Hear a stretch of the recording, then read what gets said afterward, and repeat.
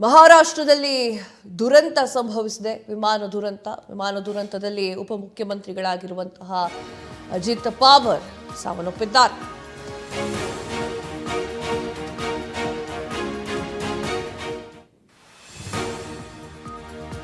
ಮಹಾರಾಷ್ಟ್ರದ ಡಿಸಿಎಂ ಅಜಿತ್ ಪವಾರ್ ದುರ್ಮರಣ.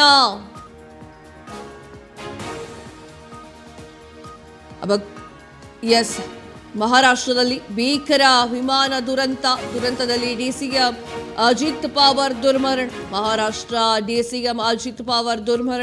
ಮಹಾರಾಷ್ಟ್ರದ ಬಾರಾಮತಿ ಬಳಿ ವಿಮಾನ ಪತನವಾಗಿದೆ. ಅಜಿತ್ ಪವಾರ್ ಸೇರಿದಂತೆ 5 ಜನ ದುರ್ಮರಣ ಹೊಂದಿದ್ದಾರೆ. ದೆಹಲಿಯಿಂದ ಬಾರಾಮತಿಗೆ ತೆರಳುತ್ತಾ ಇದ್ದಂತಹ ವಿಮಾನ ಪತನವಾಗಿದೆ. ಡಿಸಿಎಂ ಅಜಿತ್ ಪವಾರ್ ದೇಹ ಸುಟ್ಟು ಕರಕಲಾಗಿರುವಂತಹ ಘಟನೆ ನಡೆದಿದೆ.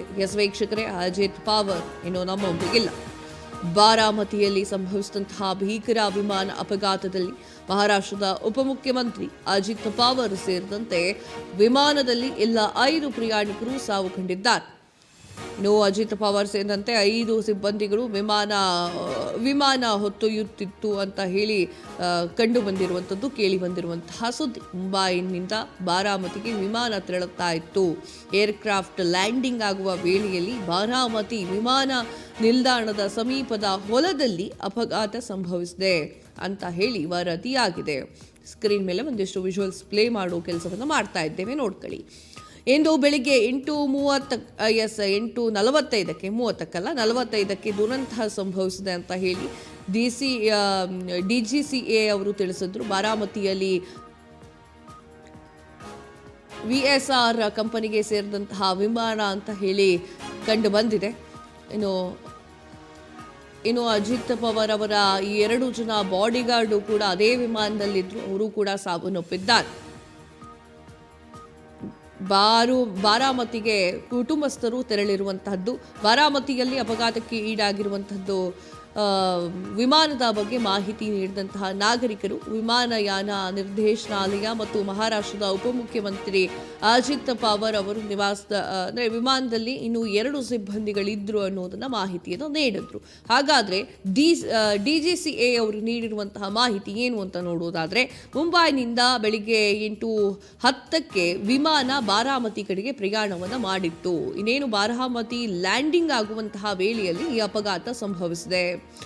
45XR ಮಾದರಿಯ ಸಣ್ಣ ಏರ್ಕ್ರಾಫ್ಟ್ ಇದಾಗಿದ್ದು ಬೆಳಿಗ್ಗೆ 8:10ಕ್ಕೆ ಮುಂಬೈನಿಂದ ಹೊರಟಿತ್ತು. ಬಾರಾಮತಿ ವಿಮಾನ ಒಂದು ನಿಲ್ದಾಣದ ಸಮೀಪದಲ್ಲಿರುವಂತಹ ಹೊಲದಲ್ಲಿ ಈ ಒಂದು ಅಪಘಾತ ಸಂಭವಿಸಿದೆ ಅಂತ ಹೇಳಿ ವರದಿಯಾಗಿದೆ. ಅವರ ಕುಟುಂಬಸ್ಥರು ಕೂಡ ಈಗ ಬಾರಾಮತಿಗೆ ಹೋಗುವಂತಹ ಕೆಲಸವನ್ನು ಮಾಡಿದ್ದಾರೆ.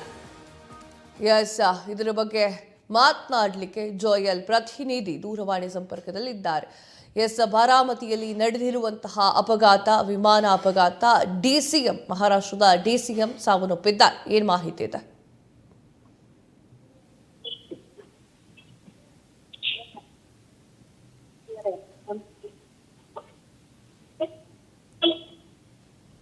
ನನ್ನ ಧ್ವನಿ ಸರಿಯಾಗಿ ಕೇಳಿಸ್ತಾ ಇದೆ ಜೋಯಲ್?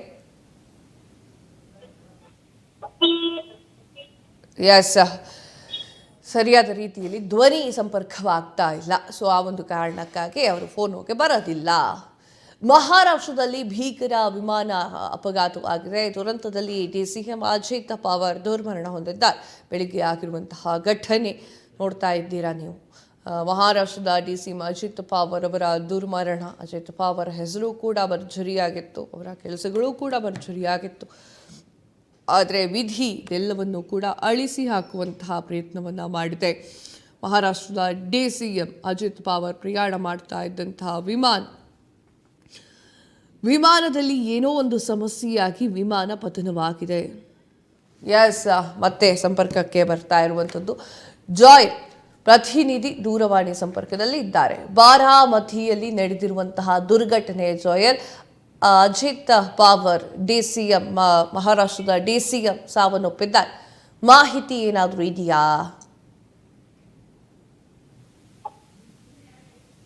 ಕಾವ್ಯ, ಮಹಾರಾಷ್ಟ್ರದ ಬಾರಾಮತಿಯಲ್ಲಿ ಉಪಮುಖ್ಯಮಂತ್ರಿ ಅಜಿತ್ ಪವಾರ್ ಅವರು ಪ್ರಯಾಣಿಸುತ್ತಿದ್ದ ವಿಮಾನ ಪತನವಾಗಿರುವಂತದ್ದು.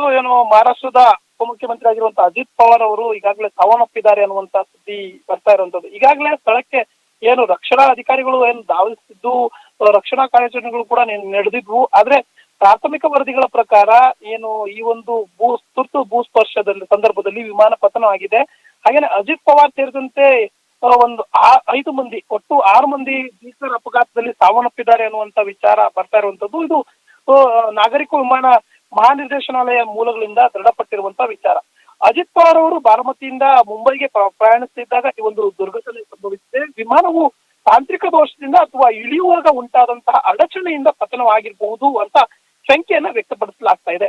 ಮಹಾರಾಷ್ಟ್ರದ ರಾಜಕೀಯ ವಲಯದಲ್ಲಿ ಈ ಒಂದು ಸುದ್ದಿ ಇದೀಗ ತೀವ್ರವಾದಂತಹ ಆಘಾತವನ್ನು ಉಂಟು ಮಾಡಿದೆ. ಅಜಿತ್ ಪವಾರ್ ಅವರು ಮಹಾರಾಷ್ಟ್ರದ ಅತ್ಯಂತ ಪ್ರಭಾವಿ ನಾಯಕರಲ್ಲಿ ಒಬ್ಬರಾಗಿದ್ರು. ಹಾಗೇನೆ ಸುದೀರ್ಘ ಕಾಲದ ಮುಖ್ಯಮಂತ್ರಿಯಾಗಿ ಕೂಡ ಅವರು ಉಪಮುಖ್ಯಮಂತ್ರಿಯಾಗಿ ಕೂಡ ಅವರು ಸೇವೆಯನ್ನ ನೀಡೋದ್ರ ಮೂಲಕ ದಾಖಲೆಯನ್ನು ಕೂಡ ನಿರ್ಮಾಣವನ್ನು ಮಾಡಿದ್ರು.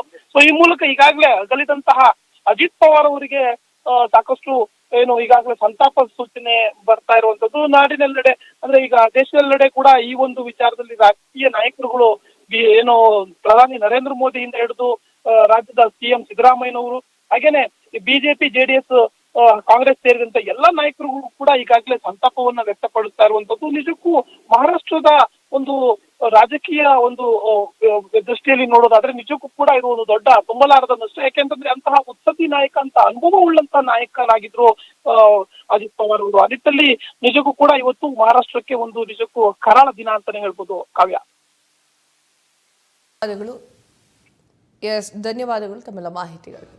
ಮುಖ್ಯಮಂತ್ರಿ DCM ಅವರಾಗಿರುವಂತಹ ಅಜಿತ್ ಪವಾರ್ ಅವರ ಒಂದು ನಿಧನಕ್ಕೆ ಪ್ರಧಾನಿ ನರೇಂದ್ರ ಮೋದಿ ಅವರು ಕೂಡ ಸಂತಾಪವನ್ನು ಸೂಚಿಸಿದ್ದಾರೆ.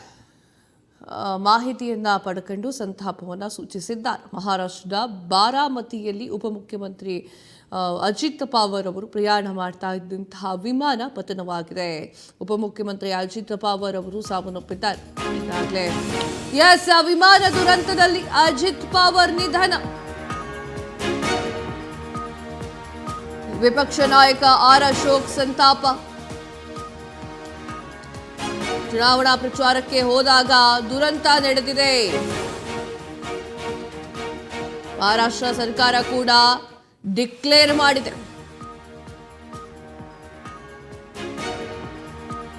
ಮಹಾರಾಷ್ಟ್ರದಲ್ಲಿ ಬಿಜೆಪಿ ಬರಲಿಕ್ಕೆ ಕಾರಣವಾದವರು ಅವರು. ಅಜಿತ್ ಪವಾರ್ NDA ಕೂಟಕ್ಕೆ ಸೇರಿ ಶಕ್ತಿಯನ್ನ ತುಂಬಿದ್ರು.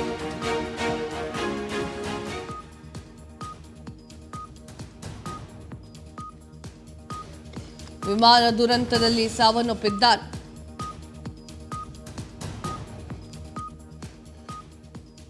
ವಿಮಾನ ದುರಂತದಲ್ಲಿ ಸಾವನ್ನಪ್ಪಿರುವಂತಹ ಅಜಿತ್ ಪವಾರ್ ಅವರನ್ನು ಸ್ಮರಿಸಿದಂತಹ ಆರ್ ಅಶೋಕ್.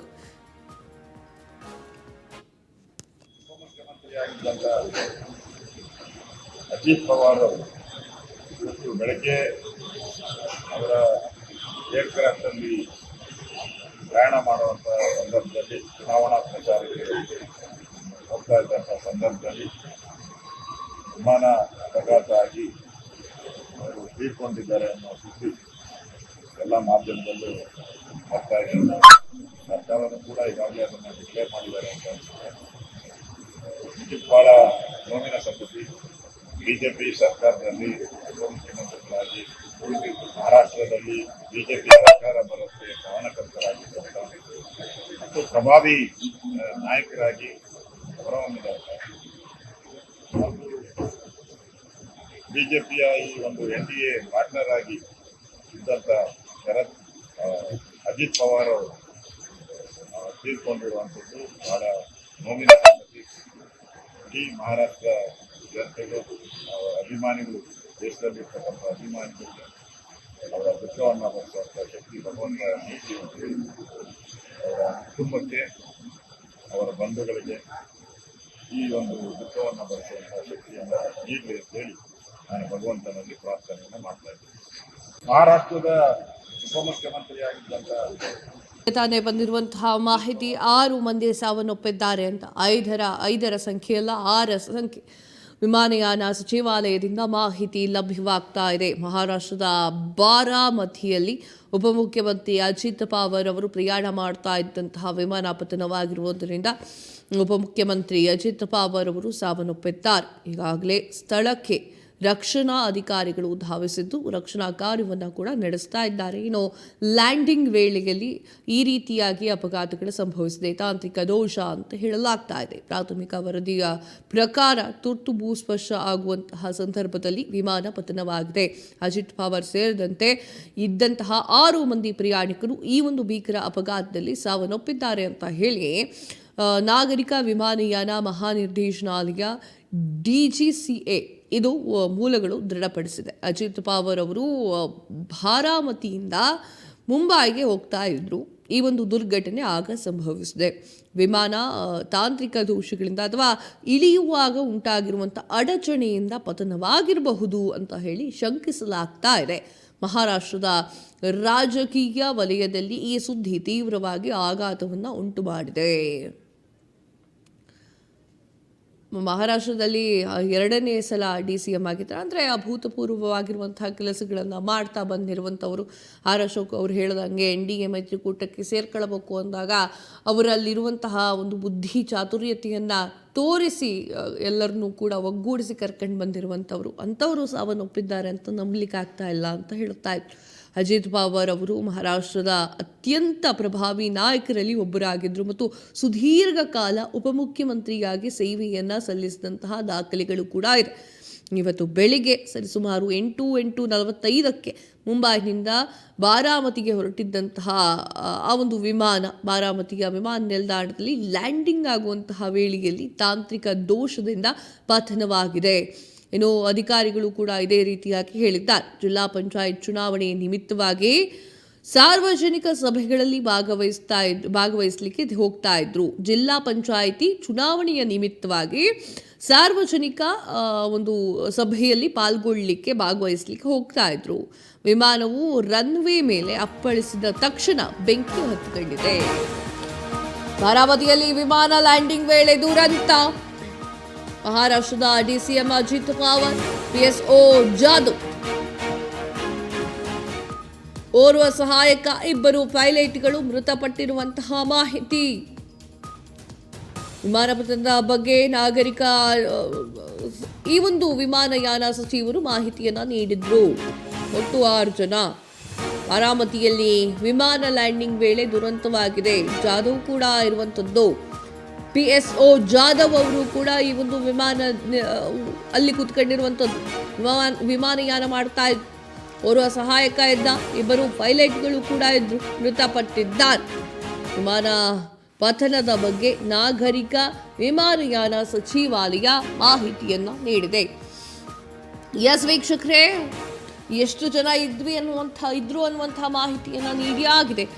ಇನ್ನು ಬೆಳಿಗ್ಗೆ ಸುಮಾರು 8:45ಕ್ಕೆ ಮುಂಬೈನಿಂದ ಬಾರಾಮತಿಗೆ ಹೊರಟಿದ್ದಂತಹ ಒಂದು ವಿಮಾನ ಬಾರಾಮತಿಯ ವಿಮಾನ ನಿಲ್ದಾಣದಲ್ಲಿ ಲ್ಯಾಂಡಿಂಗ್ ಆಗುವಂತಹ ಸಮಯದಲ್ಲಿ ತಾಂತ್ರಿಕ ದೋಷ ಆಗಿರೋ ಕಾರಣಕ್ಕಾಗಿ ಪತನಗೊಂಡಿದೆ. ಅಧಿಕಾರಿಗಳು ಕೂಡ ಇದನ್ನೇ ಹೇಳುತ್ತಾ ಇದ್ದಾರೆ. ಜಿಲ್ಲಾ ಪಂಚಾಯಿತಿ ಚುನಾವಣೆಯ ನಿಮಿತ್ತವಾಗಿ ಸಾರ್ವಜನಿಕ ಸಭೆಯಲ್ಲಿ ಪಾಲ್ಗೊಳ್ತಾ ಇದ್ರಂತೆ. ಬಾರಾಮತಿಯಲ್ಲಿರುವಂತಹ GMC ಆಸ್ಪತ್ರೆಯಲ್ಲಿ ಮೃತದೇಹವನ್ನ ಇಡಲಾಗಿದೆ. ಮೃತದೇಹವನ್ನ ನೋಡಲಿಕ್ಕೆ ಅವರ ಕುಟುಂಬಸ್ಥರು ಧಾವಿಸ್ತಾ ಇರುವಂಥದ್ದು. ಆಲ್ರೆಡಿ ಬಂದು ರೀಚ್ ಆಗಿದ್ದಾರೆ ಅಂತ ಹೇಳಿ ಮೂಲಗಳು ತಿಳಿಸಿದೆ. ಯಾವ ರೀತಿಯಾಗಿ ನಿಧನ ಹೊಂದಿದ್ದಾರೆ ನೋಡಿ. ಪೈಲಟ್ನ ನಿಯಂತ್ರಣ ತಪ್ಪಿ ಈ ಒಂದು ದುರ್ಘಟನೆ ಸಂಭವಿಸಿದೆ. ಇನ್ನು ವಿಮಾನವು ರನ್ವೇಯ ಮೇಲೆ ಅಪ್ಪಳಿಸಿದ ತಕ್ಷಣ ಬೆಂಕಿ ಹೊತ್ತುಕೊಂಡಿದೆ. ಮುಖ್ಯಮಂತ್ರಿ ಏಕನಾಥ್ ಶಿಂದೆ ಅವರು ಈ ಘಟನೆಯ ಬಗ್ಗೆ ತೀವ್ರ ಆಘಾತವನ್ನು ವ್ಯಕ್ತಪಡಿಸಿದ್ರು. ವಿಮಾನ ದುರಂತದಲ್ಲಿ ಅಜಿತ್ ಪವಾರ್ ನಿಧನ.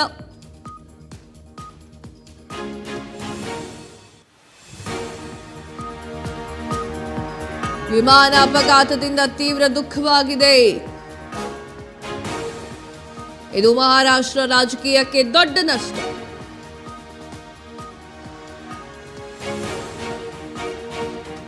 ಅಜಿತ್ ಪವಾರ್ ನಿಧನಕ್ಕೆ ಡಿಸಿಎಂ ಡಿಕೆ ಶಿವಕುಮಾರ್ ಅವರ ಸಂತಾಪ. ವಿಮಾನ ದುರಂತದಲ್ಲಿ ಅಜಿತ್ ಪವಾರ್ ನಿಧನ.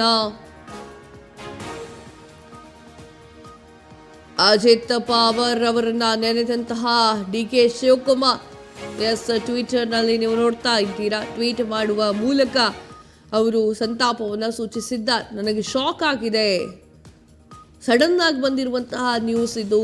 ಮಹಾರಾಷ್ಟ್ರದ DCM ಇನ್ನಿಲ್ಲ ಅಂತ ಹೇಳುವಂತಹ ಸುದ್ದಿಯನ್ನು ನೋಡಿದೆ, ನನಗದನ್ನು ತಡೆಕೊಳ್ಳೋಕ್ಕಾಗಿಲ್ಲ, ರಾಜಕೀಯಕ್ಕೆ ದೊಡ್ಡ ಲಾಸ್ ಇದು ಅಂತ ಹೇಳಿ ಟ್ವೀಟ್ ಮಾಡ್ಕೊಂಡಿದ್ದಾರೆ. ವಿಮಾನದ ರನ್ವೇ ಮೇಲೆ ಅಪ್ಪಳಿಸಿದ ತಕ್ಷಣ ಬೆಂಕಿ ಹೊತ್ಕೊಂಡಿದೆ ಎನ್ನುವಂತಹ ಮಾಹಿತಿ ಲಭ್ಯವಾಗಿದೆ. ಮುಖ್ಯಮಂತ್ರಿ ಏಕನಾಥ್ ಶಿಂದೆ ಅವರು ಕೂಡ ಈ ಘಟನೆಯ ಬಗ್ಗೆ ತೀವ್ರ ಆಘಾತವನ್ನು ವ್ಯಕ್ತಪಡಿಸಿದ್ರು. ಹಿರಿಯ ಅಧಿಕಾರಿಗಳಿಂದ ಮಾಹಿತಿ ಪಡಿತಾ ಇದ್ದೇನೆ ಅಂತ ಕೂಡ ಹೇಳಿದ್ರು. ಕರ್ನಾಟಕದಲ್ಲೂ ಕೂಡ ಸಾಕಷ್ಟು ಜನ ಈ ವಿಚಾರಕ್ಕೆ ಸಂಬಂಧಪಟ್ಟಂತೆ ಸಂತಾಪವನ್ನು ಸೂಚಿಸ್ತಾ ಇದ್ದಾರೆ. ಪ್ರಧಾನಿ ನರೇಂದ್ರ ಮೋದಿ ಅವರು ಕೂಡ ಘಟನೆಯ ಬಗ್ಗೆ ಸಂಕ್ಷಿಪ್ತವಾಗಿ ತಿಳ್ಕೊಳ್ಳುತ್ತೇನೆ ಅಂತ ಹೇಳಿದ್ದಾರೆ. NCP ಮುಖ್ಯಸ್ಥ ಮತ್ತು ಮಹಾರಾಷ್ಟ್ರದ ಉಪಮುಖ್ಯಮಂತ್ರಿ ಆಗಿರುವಂತಹ ಅಜಿತ್ ಪವಾರ್ ಇಂದಿನ ಬೆಳಿಗ್ಗೆ ಮುಂಬೈನಿಂದ ಬಾರಾಮತಿಗೆ ಹೊರಟಿದ್ದಂತಹ ವಿಮಾನ ಪತನಗೊಂಡು ಮೃತಪಟ್ಟಿರುವಂಥದ್ದು. ಪೈಲಟ್ಗಳು ಹಾಗೂ ಪವಾರ್ ಅವರ ಭದ್ರತಾ ಸಿಬ್ಬಂದಿಗಳು 6 ಜನರು ಕೂಡ ಸಾವನ್ನಪ್ಪಿದ್ದಾರೆ ಅಂತ ಹೇಳಿ ತಿಳಿದು ಬಂದಿದೆ.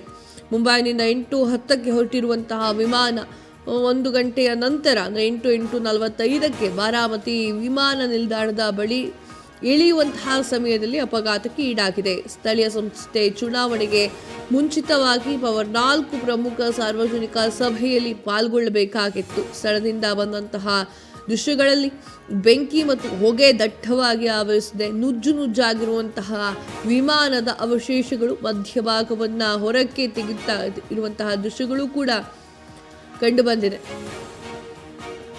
ಮಹಾರಾಷ್ಟ್ರದಲ್ಲಿ 2 ದಿನ ಶೋಕಾಚರಣೆಯನ್ನ ಮಾಡ್ತಾ ಇರುವಂಥದ್ದು ಈ ಒಂದು ವಿಚಾರವೂ ಕೂಡ ಬಂದಿದೆ.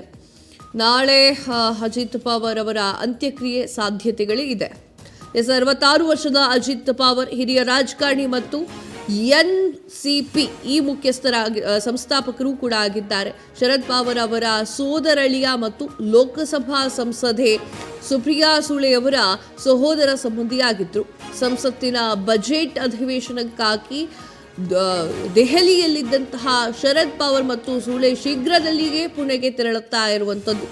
2023ರಲ್ಲಿ ಅಜಿತ್ ಪವಾರ್ ನೇತೃತ್ವದಲ್ಲಿ NCPಯಲ್ಲಿ ಬಂಡಾಯ ಗೆದ್ದಿತ್ತು. ಇದು ಪಕ್ಷವನ್ನು 2 ಬಣವನ್ನಾಗಿ ವಿಭಜಿಸಿತ್ತು. ಚಿಕ್ಕಪ್ಪ ಶರದ್ ಪವಾರ್ ಮತ್ತು ಅಜಿತ್ ಪವಾರ್ ಇಬ್ಬರೂ ಕೂಡ ನೇತೃತ್ವದಲ್ಲಿ 2 NCP ಬಣಗಳು ಉದಯಿಸಿದ್ವು. ನಂತರ ಅವರು NDA ಸರ್ಕಾರಕ್ಕೆ ಸೇರಿ ಉಪಮುಖ್ಯಮಂತ್ರಿಗಳಾಗ್ತಾರೆ. ಹಾಗೆಯೂ ಕೂಡ ಇತ್ತೀಚೆಗೆ NCPಯ ಸಂಸ್ಥಾಪಕರು ಕೂಡ ಆಗಿದ್ದಾರೆ.